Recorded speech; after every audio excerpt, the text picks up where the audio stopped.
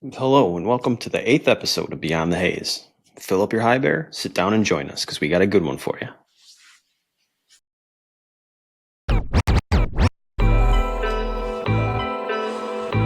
Metaflora Unfiltered presents Beyond the Haze.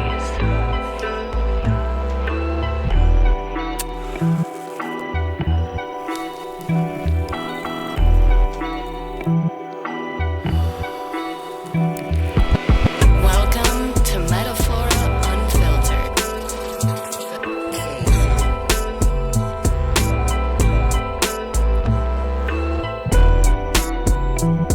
Unfiltered. Trip. Canna gone. Metaflora unfiltered flow. Canna clause crypto, let 'em know. Gather chain 3 times, let's go. Get the smoke rolling up, start the show. Metaflora unfiltered flow. Canna clause crypto. Today on the show, we have Peter Stratacos. He's with Pico I.V. They've been pioneering the world's first sterile CBD solution, specifically for intravenous therapy. They utilize patent-pending technology. They've reduced CBD particles to a picometer size, making them water-soluble and small enough to pass through sterile filters, ensuring safe and effective IV administration. The work that they're doing over there is absolutely impeccable. And who else to hear it from than Peter himself? Let's bring him on up here. Hey, Hello, Peter, how Peter. we doing? Hey, Welcome doing to great. the show. How are Nice you? to meet you. I have been really looking forward to interviewing you and speaking about these breakthroughs that you're making. It's incredible. I mean, I've been using cannabis since before it was even widely acknowledged or even understood by its users that it was a medicine. Just made us feel better, on a lot of our issues when we were, I can say 35 years ago. Um, and I first learned about its use for epilepsy, and then of course, and that was always smoking, and then of course it progressed to extractions. Now we were using what we now call FICO or Rick Simpson oil, but on paper and smoking it, or on pins and smoking it. We weren't eating it. When we were eating things, we put it in brownies as flour. And we didn't know anything about decarbing either, so we got lucky that it did it while it was cooking. So, from when I started being really interested in cannabis, which was the first time I smoked it, I have watched advances, and I never in my wildest dreams until Tripto told me, did I ever think that it would end up in an IV solution in some of the uses that he's told me that you're exploring with it, because as far as I knew, it was never water soluble. My earliest knowledge of that was making bubble hash and understanding that it didn't mix with the water, and that was the whole premise of it. So I've just been dying to find this out, and I'm going to stop talking and let you go. Can you tell us a little bit about yourself, a background, so that we know who is telling us this information? Absolutely. Yeah. And thank you for that. A lot of similarities about half the time. So going on 35 years for you, for me, 2008 was my first Okay. application making cannabis medicines, working with dispensaries in California. Dreadlocks down to here since I was a teenager. Yep. And so definitely with the culture from the first time trying it at 13 and going to the Jelly Belly factory and eating Jelly Bellies was the best. And we've come a long way since then. The story to get there, first epilepsy, hearing the stories from, Charlotte's Web, these types of stories. And, I bought the first CBD plants from Craigslist. Luckily, the guy, I wish I knew his name. An absolute, people use the term amateur if you don't have a degree, but definitely not an amateur in terms of wisdom and actual, science. knowledge about plants. So he wonderfully had high CBD and high other, cannabinoid variant strains. And this is 2008. So a lot of people, still are just learning what CBD is. And we're really trying to break that stigma of what it is, not just in the smoke Yeah. shops, but as a medicine. And so to starting from then, growing in the Santa Cruz Mountains. I'm from the Bay Area in California, so Oh, for sure. definitely heavy in the culture there. I'd say cannabis, and other plant medicines as well. So really lucky and blessed for that. And luckily, these plants did have really high levels of CBD. I think Canatonic and Harlequin, they came later. Harlequin's my favorite. And I started making extracts. And, again, yeah, RSO, all praises due to Dr. Rick Simpson. Just a quick question: when you say high CBD and you're talking 2008, what percentages are you talking? Because my memory has them being a lot lower than they are today. Yeah. They were, I think people were saying at 11%. What they actually were, Sure. I never took them to labs. We didn't have labs yet in California. Mhm. So it was still very, Yeah.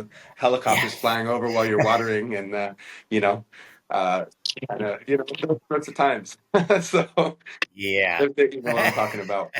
So, um, outlaw medicine, that's really what it was. And now we've come a long way consulting with governments, in Malta, in Mexico, meeting prime ministers and, with celebrities and speaking on these panels. I'm like, and I tell them this is where I came from. I had the dreads to here and the motorcycle to Humboldt. So really kind of, technically Yeah. some kind of pirate, bandit sort of stuff, but to make medicine largely, we got medicine to people either to enjoy or, especially making medicines and giving them for free if people were in need or from, low income. That was when we were all in the trenches on the war on drugs, and we were fighting back, and we won because of people like you. And thank you for that. Thank you all. Yeah. So coming fast forwarding from 2008, 2017, we've seen the gold rush and investment capital coming into the industry, and it's been a wild ride. I founded a company called Agrarian Supply. We helped with the pesticide laws, more on the agronomy standpoint. Hired people much smarter than I, thankfully, and from agronomists from Salinas, and we helped with the hemp farm bill. I think we capped at we were doing 5,000-acre plots and even had Philip Morris's tobacco farmers as our clients, and just massive. We kind of wrote the book on large scale commercial cultivation and mostly for CBD, also for bass herd and fiber, different applications for food as well, hemp protein. Our medicinal growers have to destroy everything but the flower. So the stalks, any residual, that they have to either grind it up and put it in cat litter or incinerate it. Yeah. Which makes no sense to anybody except Health Canada. Where I am now, there's triterpenes in the roots. So the whole plant, top to bottom, even down to the roots, there's medicine, there's commercial applications, and I'm in Thailand Yep. because thankfully they legalized, and we've been working on other countries as well. I was out there in Malta before it happened and after, and Philippines, which I think will have some good news coming soon, and yes, very soon. And fingers crossed. But I'm still fighting the war on drugs globally, and I'm going country to country. We're hoping more countries in Southeast Asia will not only decriminalize and stop hanging Yeah. people for weed. Well, there's a Canadian that was being held in Dubai and sentenced to life in prison for cannabis. Last I checked, they pushed back the hearing. It's supposed to be on December 25th, and then the next I heard was January 8th, and I've been trying to get caught up on it, but I haven't heard anything. So that must be interesting. Their law's ambiguous, I guess, is the right answer to it. So it'd be nice that, they could straighten out, just get their laws understandable, so that there is continuity in them, at least, so that people don't get caught in these kind of things there, right? Absolutely. Yeah, we're hoping for, Thailand's really making some waves just in terms of money. That's what speaks in politics. Unfortunately, you definitely followed me. So that's been a pretty big success here in Thailand, and luckily, so other countries, it is starting to make sense for countries where you think it would. Countries that have been really, really strict on these sort of things. So we're doing our work around the world right now, and on countries that you'd be surprised with. But there's going to be a pretty big. Hopefully, sooner the better, because every day that it's not accessible is a day that there are people who need medicine. Metaflora Yeah. will hopefully be able to help with that, because and one of the major ideas of this entire podcast, the inspirations, is to make readily available to people making decisions on cannabis to have access to legitimate, reliable information that isn't biased, that it's peer reviewed, that it's not compilations of studies that are multiple choice and then data derived from that. And hopefully that can be a tool for you going forward, so that they don't get. I've noticed a pattern. I'm in Canada, of course, so we went through legalization kind of before everybody else, and they brought up various disinformation, I guess, for lack of a better word. And I've themes, and I've noticed that those same themes and or stories show up in almost a predictable pattern as cannabis legalization progresses in different jurisdictions. And I thought, what a great way to counter that. So it's wonderful to hear that these countries that have been difficult to break through to, that you're breaking through to them as well. So now I want to hear about IV, because that is Yes. that's groundbreaking. That brings cannabis and medicine to a completely different level, where the healthcare professionals cannot ignore it anymore. Yeah, yeah, absolutely. And it's funny, we've come to some pretty prestigious universities, or been brought to them. They said no way, when we come down to Pico meter, and yeah. So what is a Pico? Is a trillionth of a meter on the metric system. So those familiar with nano CBD in the industry, we're learning about physics and receptors and all of this once you peer down, into the plant and what it's doing with the body. As we've enjoyed it all in our lives, and now we're learning the whats and the whys, learning about terpenes in food because of cannabis, and now physics. We've been able to take the particle to be able to fit through a zero 0.1 micron. It's so small. The FDA, US FDA, only requires a 0.45, which bacteria and viruses can go through. 0.1 micron is so small, smaller than these bacteria and viruses. And we wanted to fit it through this filter to be ultra sterile. So we modified basically the particle, not the size, but the shape. So it's more like a spear, cylindrical, and it could fit sideways, not like this, but this way through the 0.1 micron filter. And in doing so, we had spooky stuff happening in a good way. We actually do a just so you're aware, we do a disclaimer that nobody here is giving medical advice throughout the entire show, that it's our personal opinions, and that you, as a listener, before making any decisions on your own healthcare, should consult your medical professionals and look into this yourself. No. Yeah. You can point to studies and these multiple choice answers that you said. So Pico is basically it is the first our team, and Miles Terry is the inventor, chief science officer of Pico I.V. That's in California, in Sacramento. Joe Young is the CEO. Joe was just with me here in Thailand. I'm working on global legalization efforts globally. I've been on this for nearly a decade, a long time. I'm thinking pain management, epilepsy, perhaps MS. Obviously, there's a ton of research that has to be done and studies, but yeah, we're doing trials with pathobiologists in multiple countries right now, and now starting in Thailand for Pseudomonas aeruginosa. It is a gram-negative bacteria, most recently highlighted in a cleaner in the U.S. that just got recalled for having this dangerous bacteria in it. It's also the hospital bacteria, which is gram-positive. To get technical, MRSA, resistant Staphylococcus aureus. So gram-positive bacteria, we know. Let's look at the NA.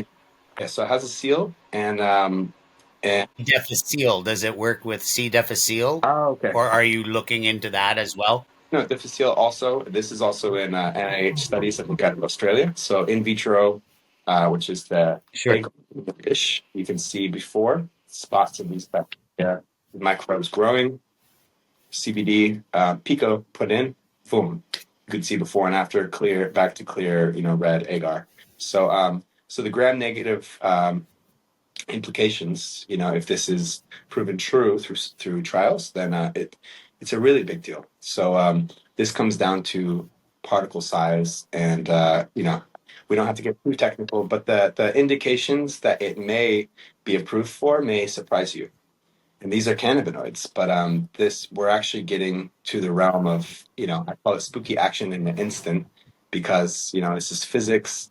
This is it's actually reaching these receptors, and it's doing things that our clinicians cannot understand, really. Our professors that are, Sure. authorities in medicine, they're really blown away. My son is Harvard educated medical researcher, working on oncology right now.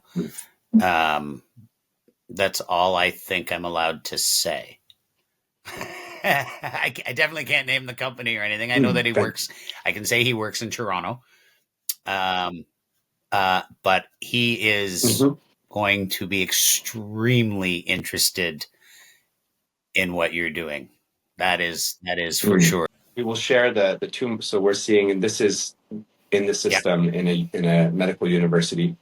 So tumors are shrinking, after at such a rapid rate. These are the doctor's words. They have never seen anything like this in their lifetime in medicine. Nothing like this. It is truly.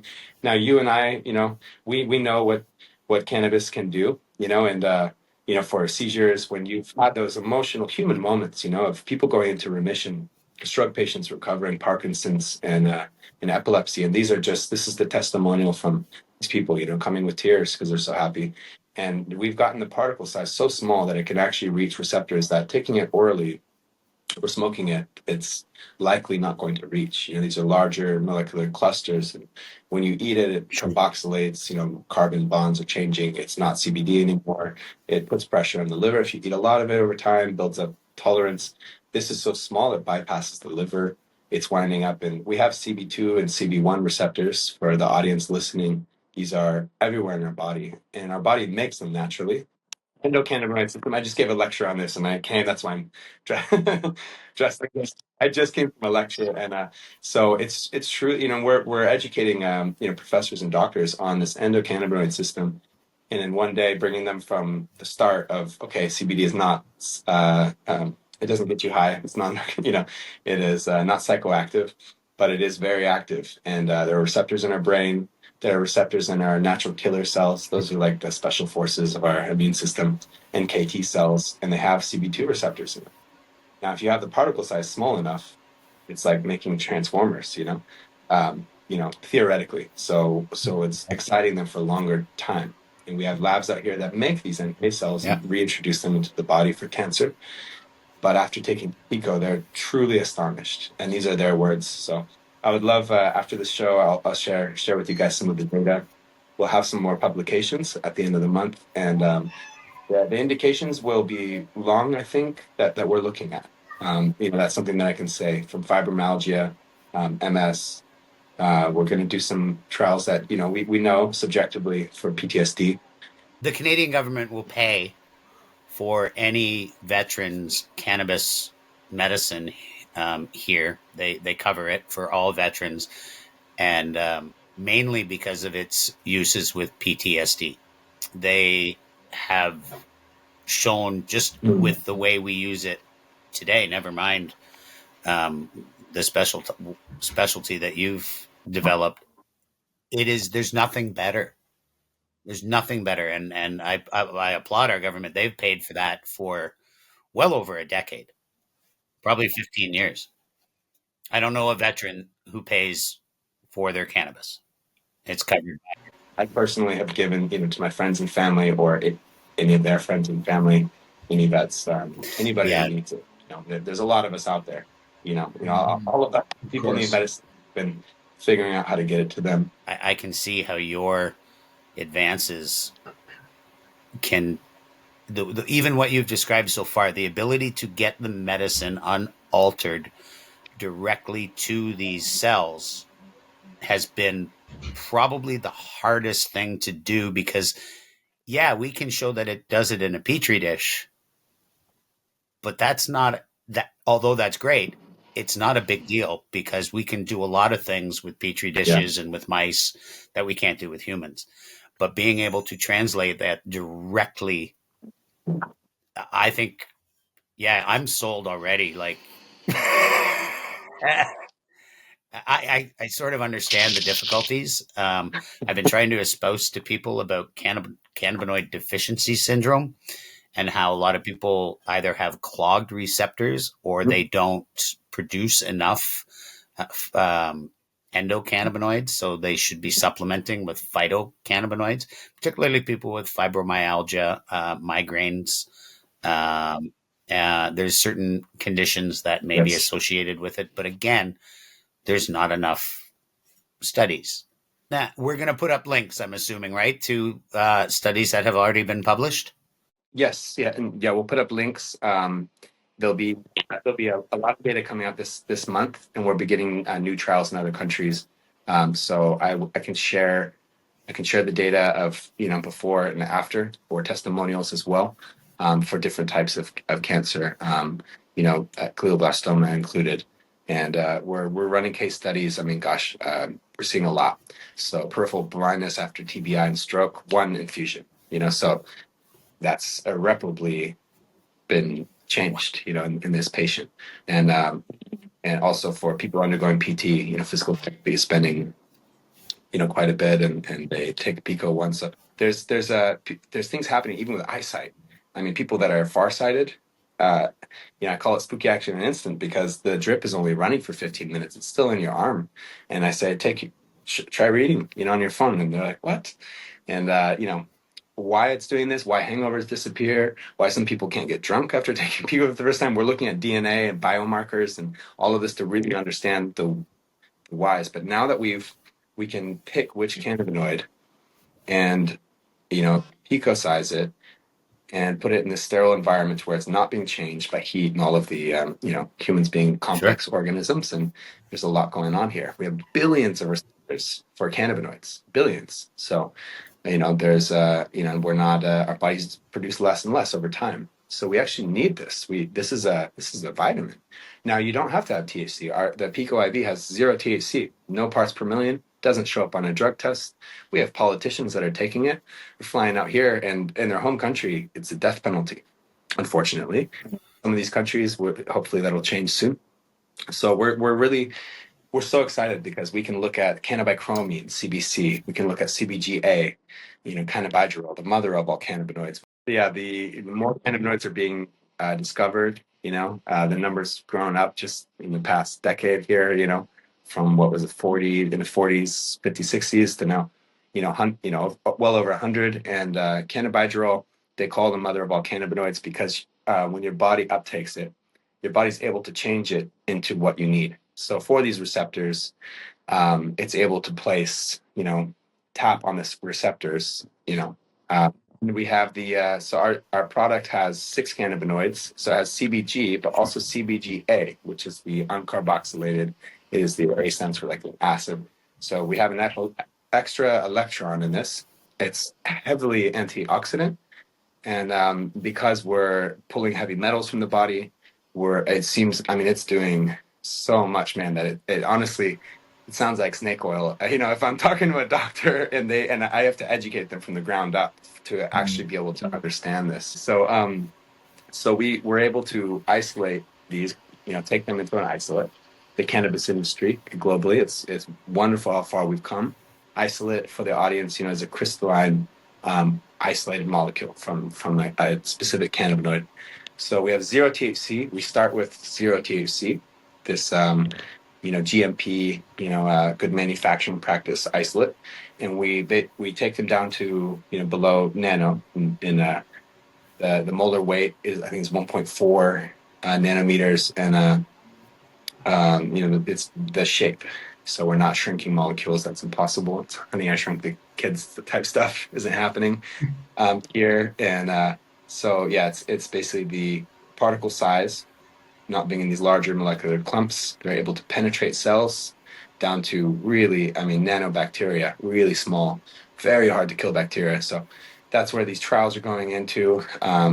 It's looking like it's an incredibly strong bacteria. We're running up against daptomycin.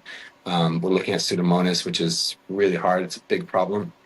In hospitals, going to hospital to get treatment, and then you get this bacteria. So Yeah, we've had and long-term care homes is another, you know, um, and there's not just one or two or three of them. There's more and more of them, and of course they mutate.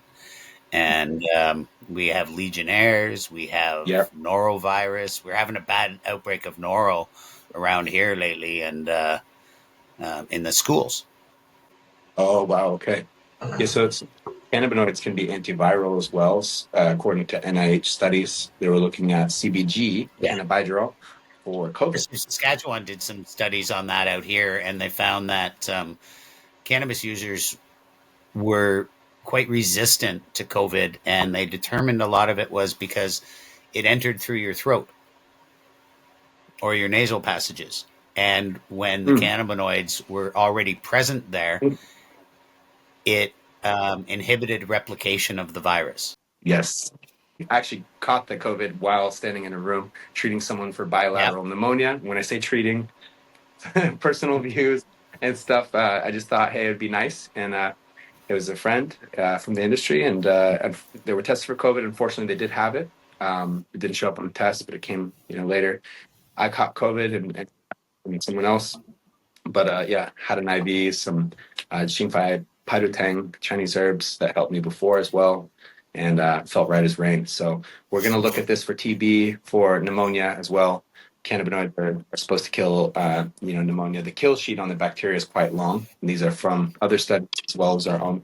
We've got agar plates and labs back in California, and a really wonderful team working on this now around the world. So we already knew that just as growers, because yeah. certain things just happen when the plant's growing that all kind of made you go, the plant repels certain pathogens on its own. So yes, that's always a pretty good clue for researchers. The peach mold fell in the petri dish and there's no bacteria. Sort of the same thing. So I love that. That's where you're going with it too. Now, obviously, without giving away trade secrets, this manipulation of the shape of the molecule, is this a new thing in medicine, or do we do that with other molecules? And do I need now to alter my THC? I was going to get a CBD molecule tattooed soon, so maybe can I get the new shape tattooed on there as well? So that I'll have to call in Miles. He's in the lab, so he's hard to reach. He's working away, the mad scientist. He's amazing. The best conversions when conversions were all the rage, for taking CBD isolate and making D8. I mean, incredible, 99% stable. I mean, stuff that people didn't think was possible. I'd have to send it. They didn't believe the COAs. Yeah. For everyone in the industry, this is industry talk, certificate of analysis. And so yeah, it is proprietary. So going through the patents, multiple patents, things like that. And to get too technical, I'd have to bring in, our science officer.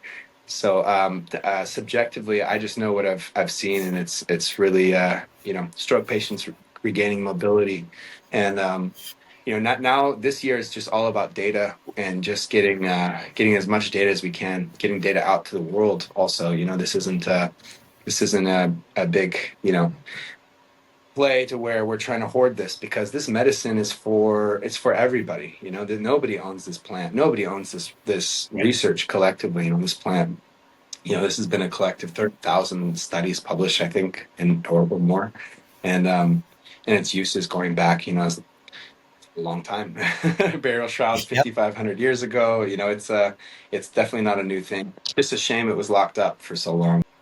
Our livestock, our pets, our right. Yes. We used to feed the Well, cows and the pigs, the stocks and the hemp, and we would then be able to access or ingest the cannabinoids through the meats and the fats because it's fat soluble, so it was stored in the fats, and our animals were healthier. And then we took it away from them too, right? And mm-hmm. it's Yep. it'd be nice. It'd be nice to Yeah. see us feeding them again.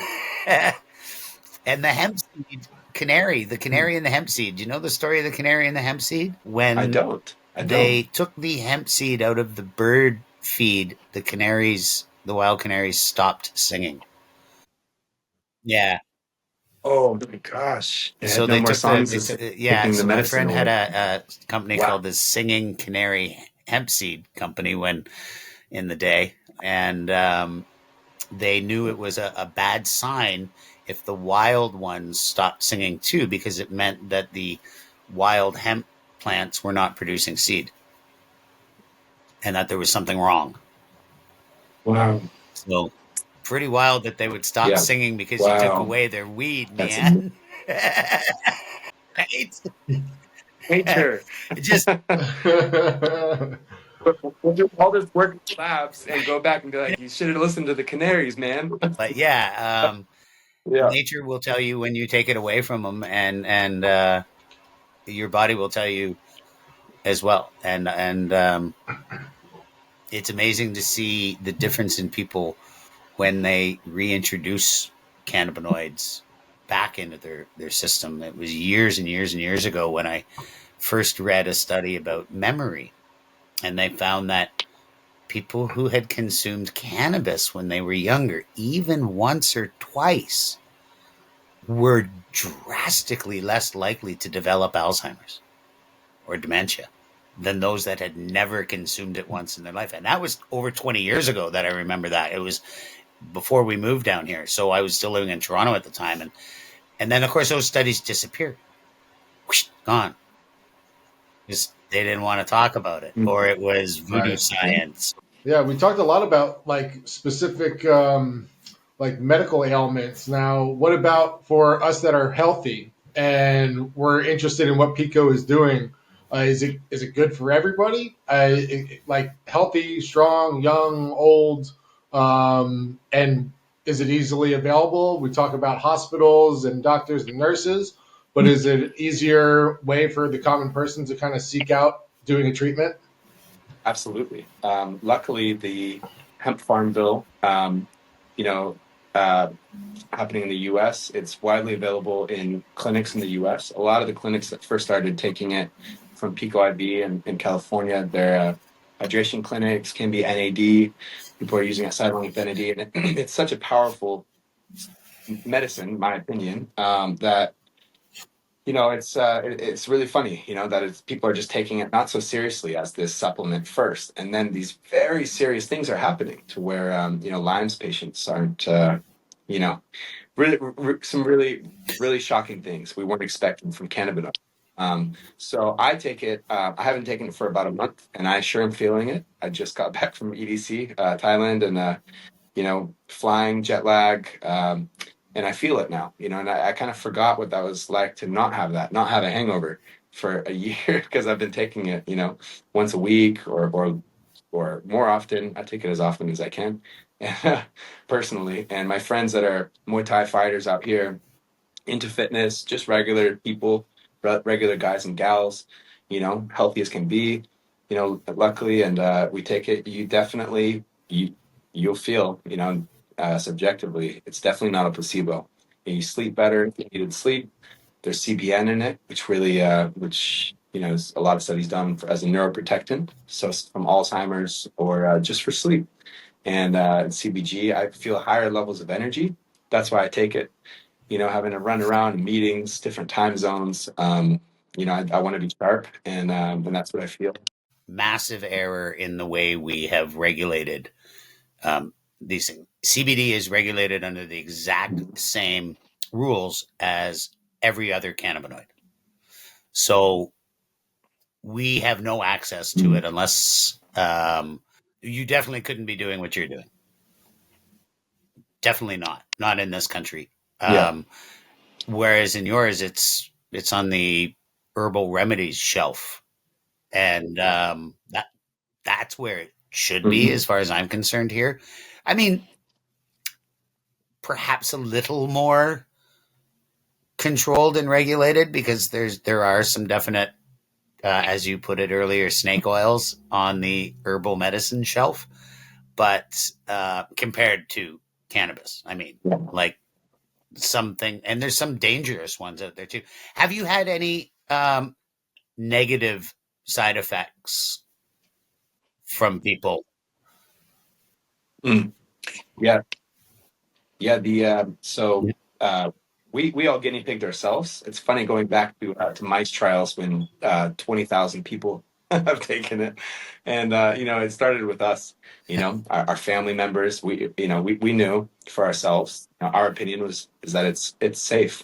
And I've been making cannabinoid extracts for a long time, and so I'm like, yeah, all right, shoot me up, and so. First, with just Pico CBD, just the CBD isolate, no CBGA, CBDA, CBC, and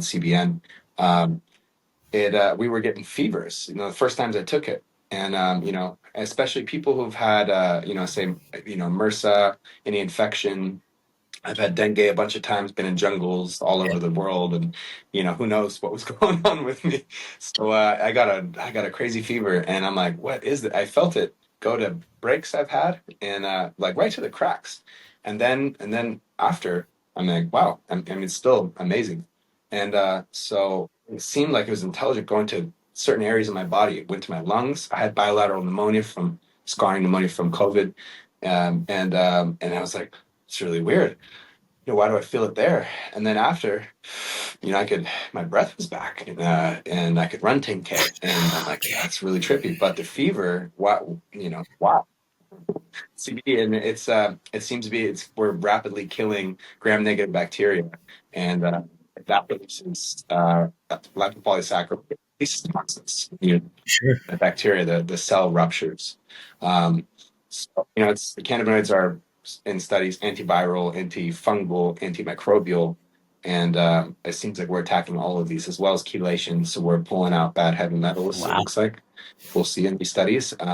So all of this happened at such a rapid rate.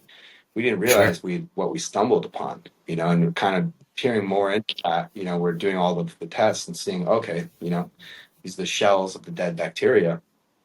That's wow. That it seems to be what we're doing. We peer farther, and we're, seems to be killing unkillable bacteria. Our bodies are strange like that, aren't they? They certain viruses and certain bacterias will make us sick and then go dormant, but they're still there, right? Like, um, Exactly. Yeah. Yeah. If like dengue, I had dengue twice. The first time I took it, a high dose, I'm like, why do I feel like I have dengue? and I've seen a lot of studies on COPD.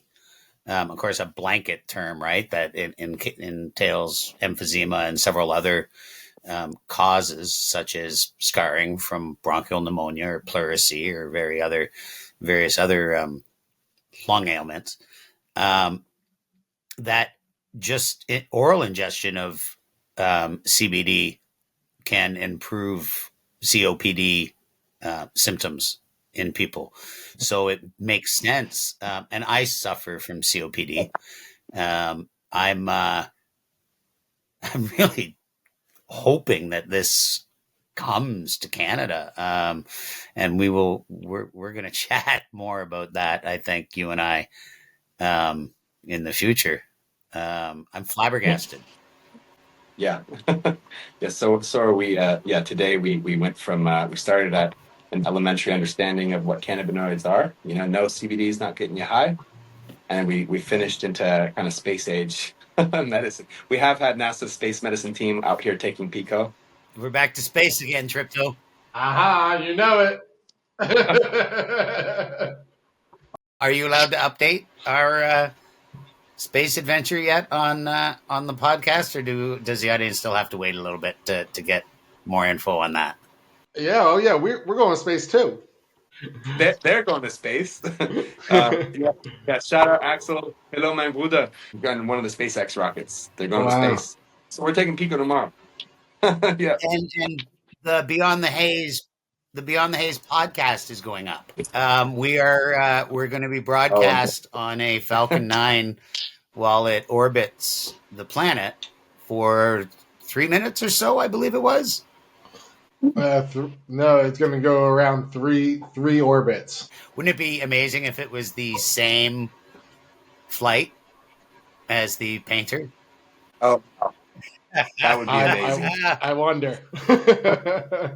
I'll send you, the video of their rocket. I don't know. Yeah. TBD. That would be really amazing. Kind of cool. Right on. Yeah. Yeah, so the space program, they're interested in Pico as something for their astronauts, or Yeah. what kind of stage of development are you guys at with them? Friends of friends that were out here, just one of those really serendipitous, beautiful conversations about mycology and really neat stuff, just beautiful energy people. And they came and got Pico. And there's a foundation, Thuzela Foundation, that are working on regenerative medicine, incredible mission statement and team. So just, we've all been busy, and there's just really beautiful people out there doing amazing projects that I've been blessed to be able to share the Pico with. And so we'll see. Yeah, one of our earlier episodes, they're sending seeds up to check what the space environment does to the seeds on a genetic level. So investigating for future use for colonization of Mars. Because it's fantastic. Okay, good. It's such a versatile plant that they can use it for so many different things when they get there, that they can do a one species agricultural grow and fulfill several needs: food, textiles, medicine, oils, all those things. So feed for animals. There's a lot of course, different uses that we all know about. So that's what they're doing, and it's really cool. It's just further exploration of, it's replicating exactly what humans did at the beginning when we first ever planted something. It's strongly believed that it was a cannabis seed because of the multiple uses for it. And we lived in caves, right? And when we go to Mars, the most suitable place for us to put our first colonization, they're saying, is in caves. And on the moon, they've found these deep lava tunnels, volcanic chambers that they're now looking at to put the first settlements in, because they protect them from the radiation and from vast temperature changes and things. So it's kind of weird that we're going to go live on another planet, live in caves, and plant weed again. Like, let's just go back 500,000 years. I'd like for countries to allow this as a medicine or to feed to our animals and livestock, here on Earth. It's wonderful that we'll have weed on Mars from day one. Yeah, right. Mars all day. And hopefully by then our whole planet will decriminalize. Yeah, right. Yeah. By the time to Mars. Yes. Yeah, can we do it before Mars does? Yes. Yeah. I guess the next steps are trademarking, getting these studies done, publishing, and then I guess because of the regulation in the U.S., you don't have to seek necessarily regulatory approval for its uses, but you would for any claims medical claims, of course. But for use in hospital and things, I'm sure you would need to have those, right? In Canada, we call it a DIN number, DIN number, before you can ever use anything like that. And it has to be passed by Health Canada for use as a treatment. That takes double, probably triple digits of millions of dollars. And depending on the substance, somewhere between 5 and 15 years. Now, they can, of course, rapid approve things. So, like, let's say your initial studies show that it shrinks glioblastoma in, I don't know, 30% of the cases for an optimistic number compared to today's treatments. I actually personally would expect them to be higher. You probably are showing higher results than that, would be my guess. But that would be enough, I would think, for Health Canada to fast track studies. Because right now, you get glioblastoma and you live 18 months, you're lucky. Yeah. Unfortunately, we've all seen these cases, taking oral supplements, turkey tail, reishi, for cognition or degenerative disorders with CBD has worked wonders orally. So I hope everybody, if you don't have access to Pico, if you have access to, CBD tinctures, to be taking it. Personally, that's what I would advise to my family. Is it being used all over the country? Or is it primarily California where somebody could go into one of these places you described and get a treatment? Great question. There's a provider map on PicoIV.com. So that's Miles and Joe. They're doing a wonderful job with studies in the U.S. with getting, hopefully, fingers crossed, emergency approval, authorization, and doing work with the U.S. FDA. So we'd just like to check all of our boxes and cross T's. So while that's happening, I'm out here in Thailand doing trials as well that we can share with pathobiologists out here with the Center for Tropical Disease. So we're looking at a ton of indications side by side. We have a whole team globally. It's really incredible, in Europe as well. Every country that we can, we would love to. So is there one open here? Do you know? Is Health Canada looking at Pico? That would be Miles and Joe. I know, we're getting inquiries all the time, and would love more also. I know quite a few people over here that could probably help out. If you haven't opened a file here in Health Canada, please do. Definitely for Canada Claus, I will. Yeah. So we're hoping, Thailand may be the first country to give approval. I'm hoping for the U.S. FDA to, if we're able to prove this with the Pseudomonas, that we have a pretty good case for being able to get this into hospitals, where medicine should be. But we do need to check everything, but it's good that because there are snake oils out there in the world, it's good that there are these checks and balances and a process in every country. Yesterday, an executive order was given so that no agencies can publish, including the FDA. No data reports are to be released for the indeterminate period of time. So they're not to study any. Like if you were going to try to publish it, or the FDA was going to publish one of your studies, they're not allowed to at the moment. Now, that's not completely unusual when you transition. Agencies are often told, wait. Usually those type of things are cleared up before inauguration. But, things are different this time around on a lot of different levels. So I'm sure that will probably come back. Right now, it's suspended till February 1st at least. But hopefully they don't change things too much down there. Because it'll change just the way you guys do business, right? That's my biggest fear, is that you'll have to learn again a new way of bureaucracy, I guess. Right? So that I'm not fearful of them suppressing information.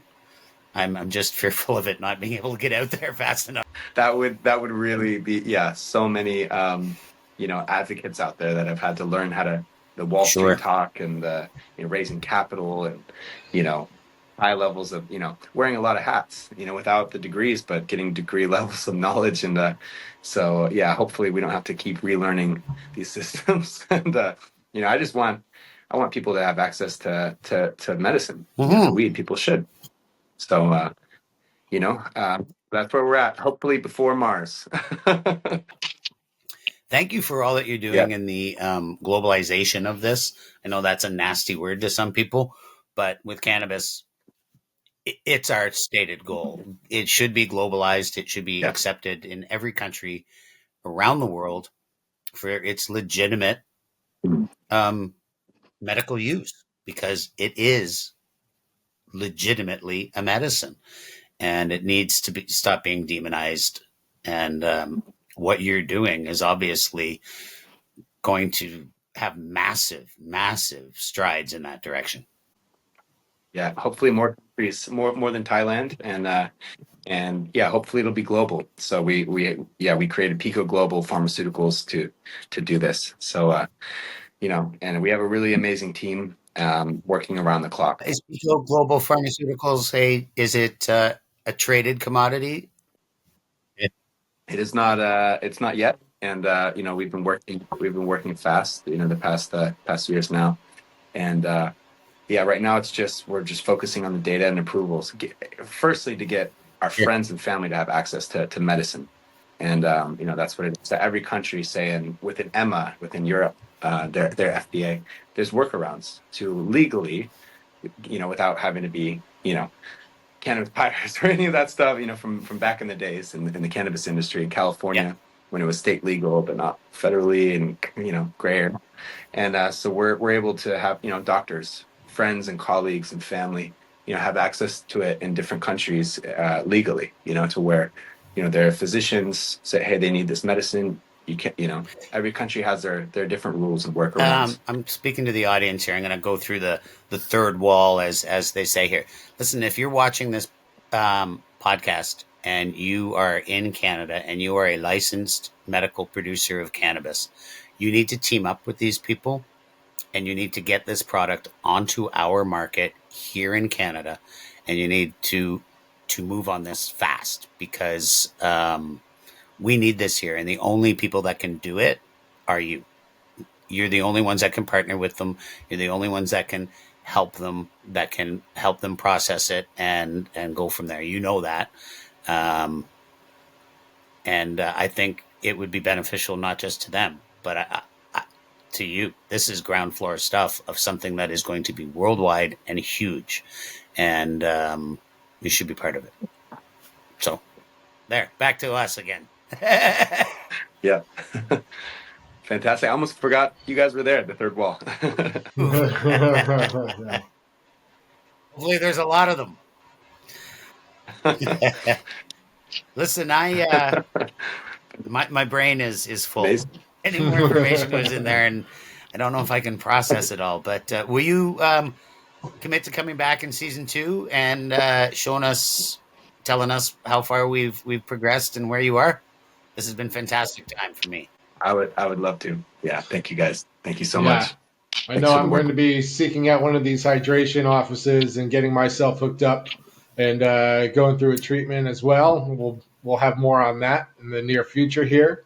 And definitely look forward to following along on the case studies that get released and the articles and findings. And super interesting things. We loved having you on the show. And what you're doing is absolutely amazing. Can't wait to see what else comes out from underneath Pico. The future is now. It's future already. There it goes again. Links at the bottom of the page. And we'll have some links, some of the case studies. And I don't know if you guys do photos before and after on the show, but thank you guys so much for the work that you do. Truly an honor to be here. Yeah, thank you for being on the show. So Honored to have you here, man. Okay. Cheers, guys. Peace. Cheers.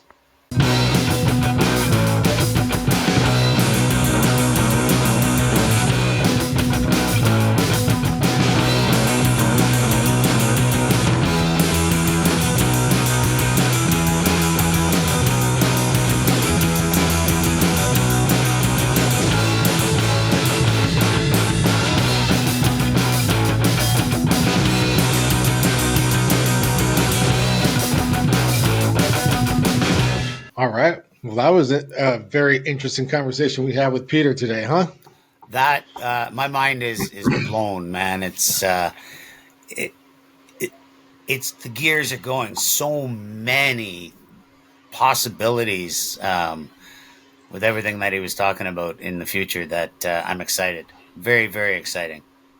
Very Yeah, honored to I'm have him on looking our forward show. to really trailing the case studies that come out of what they have coming up here, and all the press releases that they have coming up, and they're doing some really mind blowing things there. Yeah, this is something to watch. This is a company to watch, um, and a product to definitely watch and see where it goes, because there are some unlimited things there, some things that we've been, looking for a very long time to find any kind of solution to. And if some of these things are full solutions, that's going to change things for a lot of Yeah. people in a good way. So I'll be glued to this for sure. Well, the second part of our show here, we have an amazing special guest. You guys know him as our co-host and Spacebar, and the duo that makes Earthlings music. Phase One is going to be here with us on the show today as well. And without further ado, let's bring him on up here. What's going on, fellas? Let me bring Hey, Phase hey. in here. Good to see you, brother. You as well. You as well. That was a awesome conversation to listen to. Yeah. The space thing was, of course, your space bar, and the word space keeps coming up, and the whole space thing keeps coming up with Beyond the Haze. It does. It keeps making its way back into the conversation, So which even when you're backstage, you're there. yeah, for sure. Well, thanks for having us. It's cool to be the guest on this show this time after doing a few of these now. Episode 8. That's kind of crazy that we're reaching the end of season 1. We're getting close to it. It went quick, but Yeah, it's been fun. It's been a lot of cool information coming out of it. We met a lot of really interesting artists, and hearing their stories has been an additional layer that has been fun to add to anyone that's been able to experience it. Nice to see. Yeah, the other half of Earthlings here, Phase One. Welcome to the show. Yeah, appreciate it, fellas. Amped to be here, and congrats on making it to episode 8. And I'm actually really amped to learn a little bit more about the product that you guys are referencing. But we can do that after the call or whenever it's in, good organic flow. But what you were saying, something that could impact everybody, that perked my ears. Yeah, definitely. You have to check the whole first half of this. It was these guys. Intravenous cannabinoids. They figured out a way to make it water soluble, and when this airs, you're going to have to watch it and see, because some of that stuff it's totally mind blowing. Like the future is now, and it's way better than I ever thought. Timing's interesting too. With Robert Kennedy being in there and everything, this it's hard to predict how these things are going to go, but it probably will get a greater acceptance than it would have with someone else in charge there. I think so. So I think you're right. Yeah, it's kind of I can agree with that. It's kind of cool. It's kind of cool. Very cool. So I want to hear some Earthlings music, man. I want to hear how you two met, how you got together, how the vibe, the artist connection happened, and because those are always great stories, like how did we do it? Like sometimes it's an advertisement, sometimes it's we bumped into a bar, dated his sister. Let's hear it. Yeah. Close. It wasn't dated his sister, was dating my roommate's sister at the time. So we'll go back to this is going back to 2003, 2003, right. 4 era. I had finished up a school up in the Madison, Wisconsin area. I got a degree in recording engineering, so I know my way around a studio. And I moved down to Savannah, Georgia with my roommate from Madison, my brother. And the three of us moved down there, and one of the first people we met was Justin, who happened to be dating my roommate's sister at the time. And it was a fun era to meet because he was just wrapping up school. We had kind of just moved down there with the intention to finish some things at SCAD and try to build some music stuff and have some fun with it. And Savannah was kind of a perfect little petri dish for that at that time because it had a really organic atmosphere that was a lot college kids based, but we happened to meet at a time when there was a hip hop night being established at a local punk bar, actually, the Jinx, on a Tuesday night. And we had the privilege of starting our relationship while all of that was kind of beginning, and it just exploded into 4 or 5 years then of, maybe you left a little earlier than that, but overall 4 or 5 years of just making a lot of music together. And Justin and I kind of linked right off the bat. We're built similar. You know, we can both put our heads down, attack multiple things. We like to just kind of go. That's a long time to be collaborating together. For sure. 22 years or so. In that reflection, we've known each other for a long time. And, when we were that era, we were just knuckleheads that were like fucking around, making stuff as often as we could. Tanner and his brother and this other roommate, Brandon, they had a nice little home studio. And like a nice at that time. It was nice at that time for us, but it had like a little closet booth. And we just got really fixated on making stuff as often as we could. And Tanner was talking about there was this really eclectic vibe in Savannah. I don't know if either of you guys have ever been before, but SCAD, which is a design school, it's an international student body, and it's kind of this eclectic group of misfits coming from everywhere in a really conservative, deep South place. So you get it's a really weird place for those reasons. It's a beautiful city, but it also has a lot of different personality types, kids that are going to school for design and audio and film and TV and just lots of creative output. And the music stuff, I was doing a minor there, similar to what Tanner had done at his college, but my focus was really actually visual effects. But I quickly found more love for the music stuff than actually doing my homework at times. It was just wanting to spend that much time in the studio. But unfortunately, it did come to a quick end. I was really drawn to continue to hang out, but I ended up going to the Bay Area shortly after, and we always maintained contact. But the Earthlings thing didn't actually come to fruition until a couple of years ago, and it was so cool. I had just come back from Australia, and Tanner was hanging out with Brandon, in fact, down in Florida, Crypto. And those guys were reminiscing, we should all get together and shit, and jumped on one of these type of calls and did the reconnect thing. What the fuck's been going on for the last couple of years? And we were like, man, we should just start throwing beats back and forth. And Tanner and I are the ones that actually did it, and it started turning into some stuff. We were like, oh shit, there's a vibe here.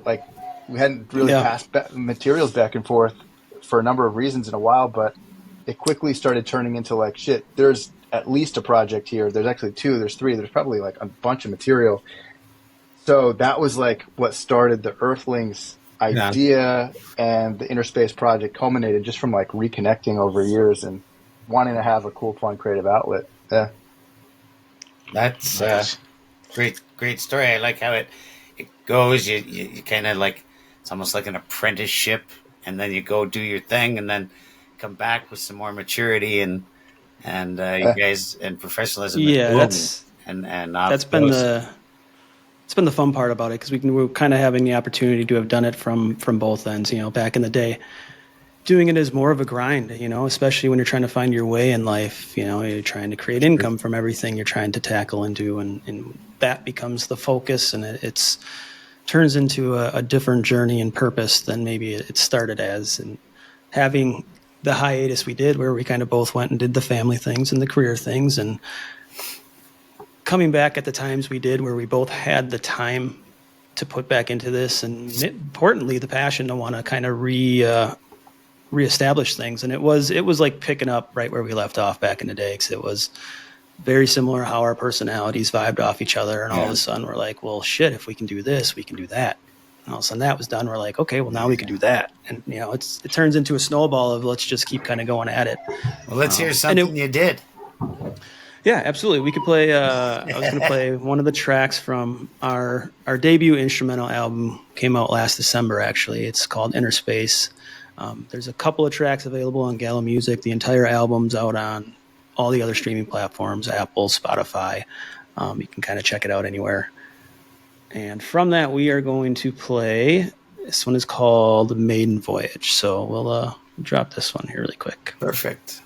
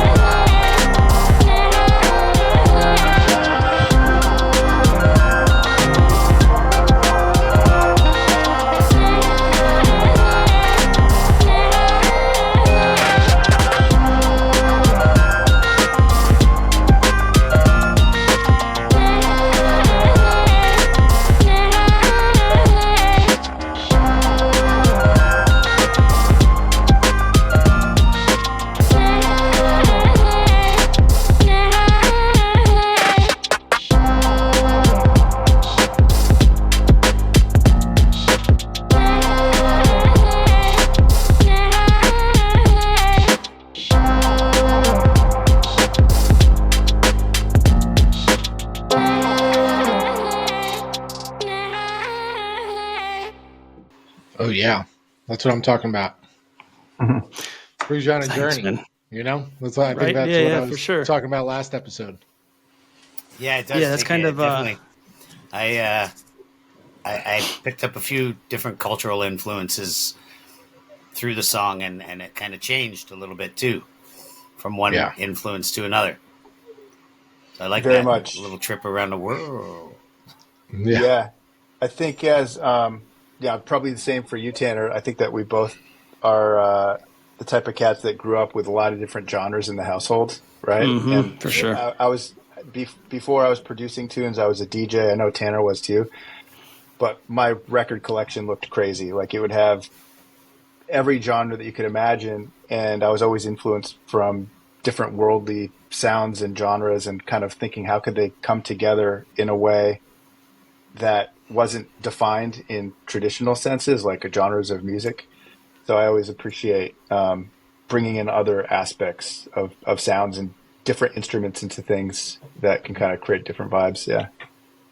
Yeah, it kind of became an intentional purpose throughout the album and just the entire process of when we were doing it, where those changes and those switch ups, you know, especially when you're doing an instrumental album and you don't have the vocals on there. Vocals provide such a dynamic range to a song, so removing those, you got to try to, you know, fill that experience with something other than just a song kind of looped and playing in the background. So we often found the challenge being, you know, we got so many layers here. How do we put them together where it's just not a mash of shit that comes out where you can barely tell what's going on? Keep them, you know, highlight them, but keep them harmonious at the same time. So I paint visually, and when you mix colors, if you put too much into it, you get gray.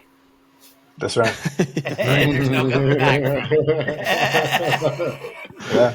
No, it's true. And it can That's happen right. quick too. You can, you know, like be onto something. You're like, yeah. oh man, this is coming together. And then all of a sudden you did a few small things and you're just like, where the fuck did that go? How do I get back to whatever the hell I just had? Let's just undo some steps. Let's bring it At least back you can do and that. start over. I can't do that with paint. Yeah, you can't do that in painting. Just take some of that blue out. No. Yeah. Yeah, I always have appreciated instrumental music for that reason. Like, I mean, I always, you know, Tanner and I, we've recorded tons of stuff with vocals too, with other artists and each other.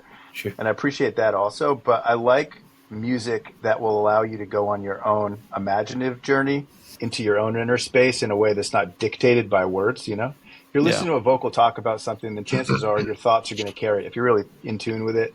But as a painter, I paint as well, or do lots of other different forms of design and stuff. And to listen to something that can just give you like the road to ride on without like prescriptive directional stuff, I think is super cool with instrumental music. I think it provides it well. And if you're doing like lots of switch ups and you're bringing interesting, unorthodox instrumentation, it allows for that voyage. You know, if you're creating something, even if you're like cooking a meal to something different instrumentally, you know? Yeah, I could see myself while I was listening doing different activities with that on, because I was trying to place myself, right? Where is this music putting me, right? Where would I listen to?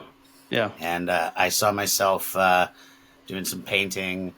Towards the end, though, I was definitely sitting with my legs crossed, smoking Temple Ball out of my chillum.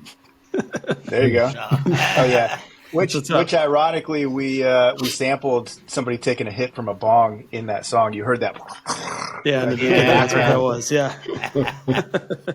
Yeah, no, it's creators' music in a way where, you know, it can complement other creators and help them find a zone and whatever it might be. That's instrumental music has a huge, you know, place there. I mean, the amount of, you know, my brother's a designer as well, and he's like, oh yeah, man, we just literally share playlists, and it's 90% instrumental music where you can throw your headphones on, jam out, and focus on whatever it is you're trying to kind of just laser in on. Semi-background, I call that. It's not... Yeah, for sure. Right? Yeah. And sometimes music with lyrics, particularly ones that you know really well, can distract you from what you're doing. Yes. Because now you're focused on... the words come into your head whether you want them to or not. Right? Agree. And Agree. I found also listening to it, wondering what lyrics people could put to some of the sections of that. There were some very distinct beats that could be extended or drawn out into a 3-minute lyrical tune, right? And sometimes when I listen to instrumental music, if I'm just like immersing myself in the music, sometimes the instrument will actually take the place of the lyrics, but you can still understand what it is that the artist is trying to tell you, and they can do it, say, through their saxophone or make their guitar gently weep, you know, kind of thing. I think it also allows, it can work that way, and then on the flip, it almost allows the listener to be the protagonist in the experience, and it takes you into that place of, right? Like it can work both ways, the artist communicating something, or it helps you find something in yourself that then you can go into a journey with, and that's kind of like absolutely the catalyst that might kind of assist with that, right? It's like a quantum effect. It can do both at the same time, even, right? That's right. Yeah. I think so. Yeah. Yeah, definitely. Instrumental is, you don't get too many instrumental top 10 hits, for example, but when you do, No. it's because they really pull those things, right? So, Yeah, Yeah. absolutely. and they last forever. I think I don't know if this was the same type of inspiration for you, Tanner, as it was for me, but late 90s, early 2000s, that's like when I took student loan money and bought myself my first MPC and started on my journey with it. And it was inspired by DJ Shadow's Introducing record, which was a fully instrumental record it was on the Ninja Tune label. And at that time it was groundbreaking, but it was all instrumental. And most of the stuff I was listening to all had lyrics, but like DJ Crush, DJ Shadow, it was kind of, and like, it was at a time where that was a little bit, it was new and different, but I remember it having like a really profound effect on me. Because the music could stand alone. I was like, wow, this is really, really dope. Me, I remember kind of the first time of really hearing the instrumental side of things was, high school, buying a turntable and a mixer from a buddy of mine, and a box of records came with it. And I was already, exposed to kind of some mainstream hip hop at that point. That was my main love of music, but there was a lot of underground stuff I was just starting to explore. So I remember getting there was an Atmosphere record in there, there was a Black Alicious record in there, there was a Rusty Pelicans record in there. And your first experience of it, putting on the instrumental tracks and just being like, oh my God, having the whole instrumental side of things and experiencing the songs that I was like feeling, loved. You've never really heard them kind of that way, and then having the ability to play with them at your fingertips and stuff like that. That's what really kind of drew me into instrumentals and just the power of them and the creativity that you can have behind them. I feel that. Yeah, it's same for me. Like early DJ days, finding instrumentals and acapellas and doing remixes. That was like my shit, dude. When I was like first getting into it, that was like the hypest thing for me. It was you get all the singles, and occasionally they would have a single with an acapella on it, and you tweak the tempo, do your remixes and stuff. And I remember that keeping me inspired for just like countless hours. I could do that forever. It was so much fun. Yeah. Oh yeah, but I mean, we would back in the Madison days. There's a couple of DJs living in one house. We had a house with about 5 guys in it, all music makers, and 90% of the time someone was down there doing exactly that. We were just mishmashing mixtapes for ourselves and all the other homies that wanted to listen to it. And that's what we take down to the school and the college and pass those things out. And even the teachers, a lot of professors would be like, where's this week's tape? Like, it's coming. Don't worry. Right. We are students and stoners, so might be a little late. It's very possible. But yeah, no, for sure, man. It was a big part of, not as much as it nowadays. Obviously, nowadays it's a little bit different, producer focused. Focusing on making the beats and now not you're as the much one time giving as the stoner shit for being late. Yeah, right. Yeah, like learn to do both. It's possible. Yeah, you could be the reason the guy is late. Right? Oh yeah. Yeah, we were out Sit on back. both sides. Having a little inspiration, we used to call that when we did our. I used to do a lot of promoting of live music shows here in Niagara, and they were like, "Where is the band?" And they're out back getting some inspiration in them. That was always one of the first questions when you pull up to a new place. Was there was one guy in the group that always be like, oh, "Fuck it, I'm just gonna ask him, can we smoke in the back room? Is it allowed?" And it was like a 50-50. You get someplace you're like, "I don't give a shit. Yeah, have at it." Well, you get some places were just immediately you knew they were like, "Oh no, dude, took total offense to that question." Yeah, And it was wild, like down in Savannah, in those days, like so conservative. Like number one, it had the shittiest weed. Like if you could get anything halfway decent, you were pumped. Like I used to bring some down from Vermont because we used to think like we had the shit back in those days. Not like not like today, obviously, but it was like it was a tough place to get good trees in Savannah. And those people that would be, I mean, all of our crew, we would blaze up and hang out in the sessions like all the time. But it's different times. Would Vermont get the black hash out of Montreal? Yeah. Oh my God, there's stories. Yeah, Yes. yeah, yeah. My Yeah, that my Montreal black is legendary. my good homie that I also make music with, his uncle was responsible for bringing it back and forth. He got busted, unfortunately. He had like the biggest bust in history in Vermont. But it was coming through regularly, and it was at that time it was like amazing, you know. Yeah, yeah. They were that was all Afghanistan stuff coming into Montreal, and that ended in 2001. Yep, I knew a lot of people that had to we're wrapped up. change direction in 2002 because Yep, that's the time frame. yeah, they got it for a few months afterwards, and then it came back for a little while, and but not for very long. Once they and it was usually the names, which was funny. It changed from Afghan red, black, whatever, to army units. Huh. And some of it would come with their. They had a certain plastic wrap, so there was a British one in particular that we used to get quite often, Nice. and it came directly from the soldiers. That is hilarious. Yeah, Of course it did. I wondered. Yeah, and then can't imagine what that would do. Bring some of that down to Savannah, some of that Montreal hash down to Savannah. Oh, it'd be gone. It'd be gone in a second. Yeah, it definitely didn't make it down there when we were down there. Like you said, it was the little dime bags you'd go and scoop up on the regular. They would be flat as a quarter, as wide as a quarter, but as dense as a dime, where you're just like, what the fuck is going, Yeah, like, so bad. just chiseling those things apart to roll something up. Yeah, I used to occasionally come down with like, purple. It was like just regular outdoor, but Yeah, it was like really legit for down in Savannah. we've Yeah, been different super times. spoiled in where I am, like for 25 years or longer. Yeah. Super spoiled.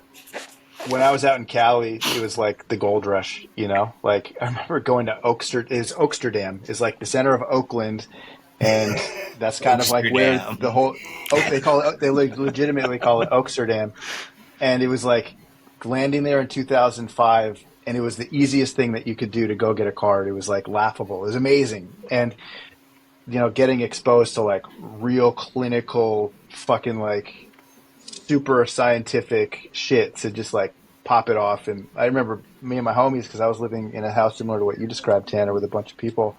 We were all like a little like, oh yeah, we come from Vermont, like we know what good stuff is. And then having access to like that shit, you're just like, yo, this is so elevated. You know what good It's stuff way is, way right? better. This is great shit. Yeah. Yeah. That's right. Yeah, it definitely leveled up. Right For on, sure. right on. Well, it's awesome to finally have the second half of Earthlings on the show. It's cool. been having Spacebar here has been probably the best idea that Tripto and I have had regarding the show at all. It's been a pleasure. It's been fun. Yeah, I enjoyed Spacebar's a legend, dude. He's a Yeah. legend. a lot of It's true.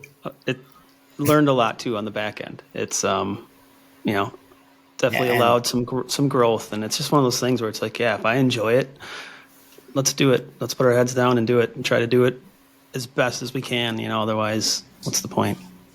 Do you guys have any other collaborations coming up, or what's coming up next with Earthlings? Yeah, great question. We got a couple things in the works. We got a project with a MC out of Chicago that's about half baked right now. Like me. Like all of us. And we should hopefully be wrapping up with that end of Q1 timeframe. That MC's name is Michael Mikechek. Super cool project that's in the works. There's another thing. We were making early progress on the record. We started talking about what might be new ways for kind of introducing this stuff to listeners beyond, AirPods, whatever.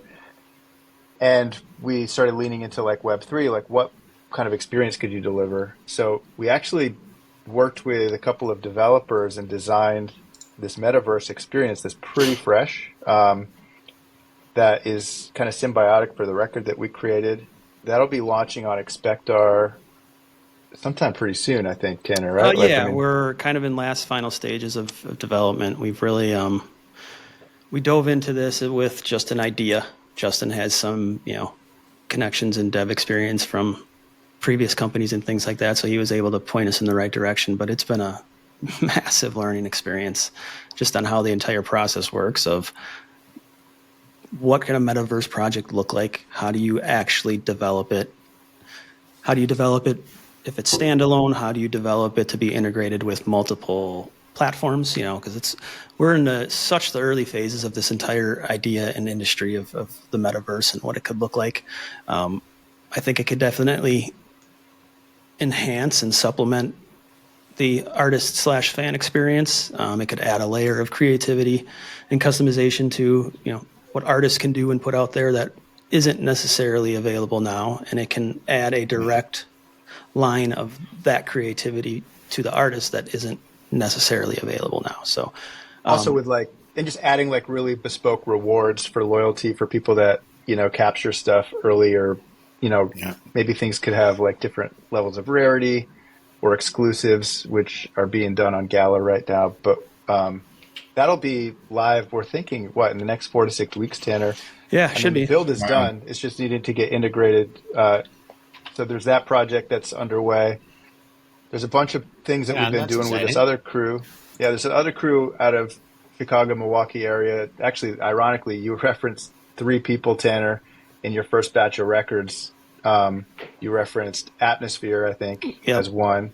Mm-hmm. You referenced Rusty Pelicans. Yeah. There was one other, too. Blacklicious. Blacklicious, yeah. The Rusty Pelicans, there's a couple guys from that band that Tanner and I have been working with. There's a number of singles that we've already released. You referenced one of the videos with one of them, but there's some interesting things with that'll come out hopefully this year. Yeah, they go by Art of 3 now. Actually, 2 of our songs on Gala are featuring them. There's the one with Art of 3 and Busta Rhymes, and then there is the one that's just Art of 3. That's Abort Mission and One Up. And I believe Art of 3 is recently approved to be Gala artist as well. So hopefully we'll start to see some new stuff coming out of them direct to Gala. That was the first other group we've been officially able to onboard to the Web3 experience. So hopefully it goes well for them. And they enjoy it and kind of see what it's about and the potential of it all. Cool. I think Tanner and I are always going to keep things in motion, right? Maybe there's another, when we talked about the Inner Space project, we always talked about there being an Outer Space project, which would include vocalists and MCs. And that might happen this year, right? It's possible. I know Tanner's got a couple other one-off collabs he's doing with a couple other people, as do I. But I think the intent is there. It's just rad to once you collaborate and do cool shit with cool people, it's you want to keep stoking that flame however you can, because it's such a good thing. Sure, it leaves a good feeling and a good result, right? So why not? Yeah, for sure. Yeah, definitely. Yeah, I saw into that metaverse build that you guys have going on, and hopefully we can throw some screenshots up there. It's absolutely amazing. It's kind of what got me into Web3 to begin with, was the potential of what the metaverse brings to the table, and seeing what your build out was working. It's ready to go, and it's absolutely exciting to see it become launched in 4 weeks from now. That's awesome.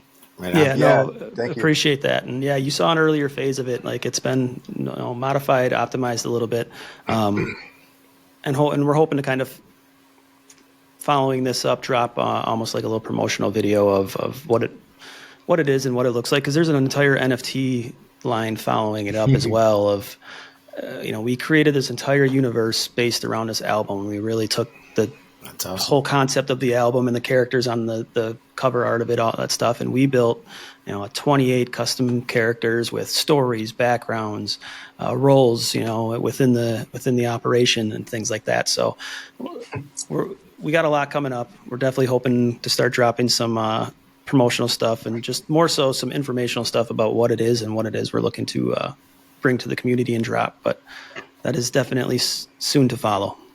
But there's a whole wave. You just touched on it, crypto. It's like what commerce can look like in an environment like that, right? Like, and whether you look at it in terms of like brick and mortar and virtual space, or as a means for creators to come together and collaborate and meet one another and or promote each other's work in any kind of creative discipline, we're just scratching the surface. The wave is cresting, and I think that there's a lot of regulatory stuff that's kind of making it move a little bit slower. But there's this underpinning technology that exists that does have the ability to transform the way that people are having these experiences, whether it's like listening to music and getting to know the artist behind it in a slightly more intimate way, Right. or, you know, going into a virtual store and learning about all the nuances of trees that you would typically have to go to a brick and mortar for. There's all sorts of interesting things happening. I mean, quite frankly, even with VR, there's a shop here out of Vermont that is, they do scents, and they're introducing hardware that works with VR headsets that can introduce different aromas and scents into a virtual experience that makes it feel more immersive. That's great. Wow. Yeah. Imagine walking into a virtual dispensary. That's what I'm thinking. Being able to walk exactly what I'm into a thinking. strain and be like, okay, you know, you can click the scent button and just That's right. get the waft right in your face. So that would be insane. Smell-o-vision. I like it. Yeah. Yeah. I mean, the technology is there. Like we're going to be seeing we're going to continue to see some wild shit. It's not that, it's already That's for happening. sure. Yeah, there's stuff going on today that when I was your guys' age, there was no inkling it was coming. Right. Oh, yeah. Right.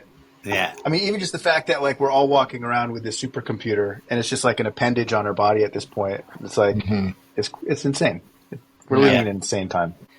Wow, man. What a great conversation. What a guys are moving forward with some really innovative things.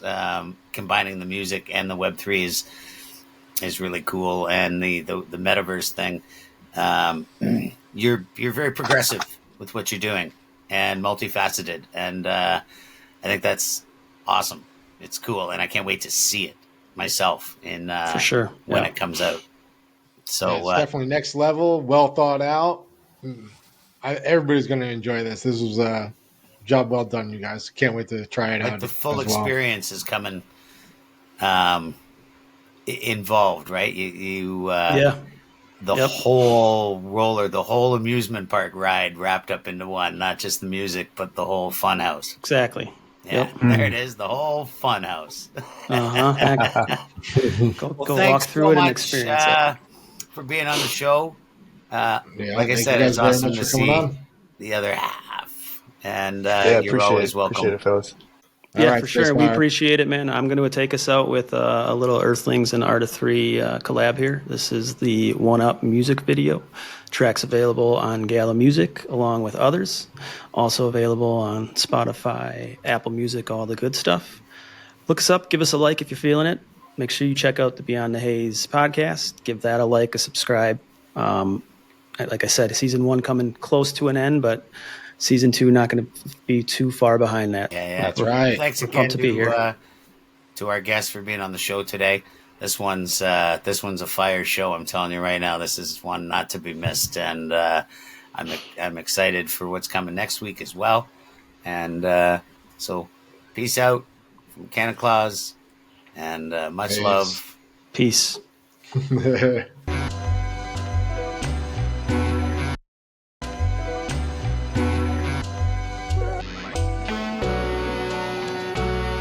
It's the rebirth, true and living God. Do the research, it was written, I was spitting, predicted. For the return, hoodwink, left in the dark, till I emerge. Shining light all in the face, it causes seizure. Here's the heater with the fever, all the smoke for the reefer and the beat down. Seen around town for the weasel, here's the easel for the canvas. Lyrics for the damage, no you can't have it back, silly rabbit. A mighty giant, punching above his weight class. Fuck weapon size, but like Shaquille, break glass. Speak less, execute more action. Freak beats, wild dog off the leash, cause panic. Any amount of static, all brought to a halt. It's automatic, the mind dives deep in the vault. Real to real like Rambo, but just increase the appeal. Direct vibe from the heart, make it easy to feel. Hard times, money making moves on the come up. Fools trying to get it from sundown to sun up. What you gonna do when them dudes try to run up? It's one life, one love, and can't get a one up. Hands pointed to the sky, put a one up. Everybody in the spot, put a one up. Time keeps wasting by the minute, every hour. The money's just paper, unity is true power. Get it? Literally feel the energy, rocking the whole vicinity. Send flowers to my enemies, headshots like the Kennedys. Never could I pretend to be, that shit ain't in me. Infinite with abilities, I'm running through these verses. Pen work, show agility, listening to our earthling beat.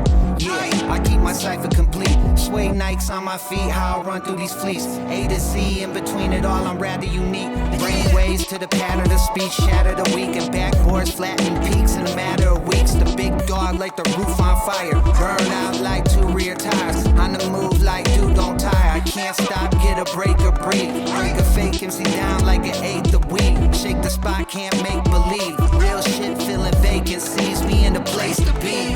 Hard times, money making moves on the come up. Fools trying to get it from sundown to sun up. What you gonna do when them dudes try to run up? It's one life, one love, and can't get a one up. Hands pointed to the sky, put a one up. Everybody in the spot, put a one up. Time keeps wasting by the minute, every hour. The money's just paper, unity is true power. Get a test strip so you can check the level of dope. Stuck in a death grip, controlled by your benevolent soul. Rev the engine, shift gears, I'm letting it flow. High speed thought, travel above the average mode. If you only concerned with squeezing cash in your fists, I can promise that you dancing with some hazardous shit. Demand better from yourself and the people you with. Sometimes a sucker in the midst make it easy to slip. It's like Worldwide certified, totally legitimate. 2020 infinite, my city still killing shit. Sideline grimacing, checker flag finishing. You're no match for the skills, unlimited, I don't try. See the lax, they personified. I know the real ones out here, you ain't qualified. Never falsify the facts with all kind of lies. Cause I'm destined for the stars like the Enterprise. hard times, money making moves on the come up. Fools trying to get it from sundown to sun up. What you gonna do when them dudes try to run up? It's one life, one love, and can't get a one up. Hands pointed to the sky, put a one up. Everybody in the spot, put a one up. Time keeps wasting by the minute, every hour. The money's just paper, unity is true power. Get